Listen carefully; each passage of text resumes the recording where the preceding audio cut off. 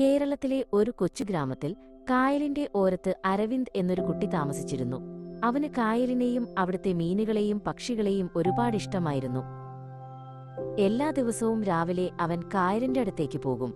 അവിടെ കളിക്കുകയും മീനുകൾക്ക് തീറ്റ കൊടുക്കുകയും ചെയ്യും.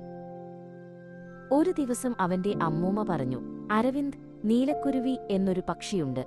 അത് വളരെ അപൂർവമാണ്. വർഷത്തിൽ ഒരു ദിവസം മാത്രമേ അത് കായലിൽ വരാറുള്ളൂ.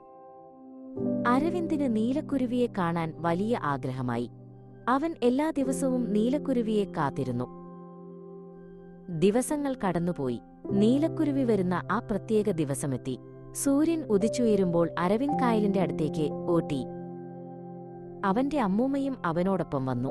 ഇന്ന് നീലക്കുരുവി വരുമെന്ന് എനിക്ക് ഉറപ്പാണ്, അമ്മൂമ്മ പറഞ്ഞു. അവർ കാത്തിരുന്നു. പെട്ടെന്ന് ഒരു നീലനിറത്തിലുള്ള പക്ഷി കായലിനു മുകളിലൂടെ പറന്നുവന്നു. അത് നീലക്കുരുവിയായിരുന്നു. അതിന്റെ തൂവലുകൾ സൂര്യപ്രകാശത്തിൽ തിളങ്ങി. അരവിന്ദ് സന്തോഷം കൊണ്ട് തുള്ളിച്ചാടി. അമ്മൂമ്മേ, ഞാൻ നീലക്കുരുവിയെ കണ്ടു, അവൻ സന്തോഷത്തോടെ വിളിച്ചു പറഞ്ഞു. അരവിന്ദിന് ആ ദിവസം ഒരിക്കലും മറക്കാൻ കഴിഞ്ഞില്ല. അവൻ എന്നും കായലിനെയും നീലക്കുരുവിയെയും സ്നേഹിച്ചു.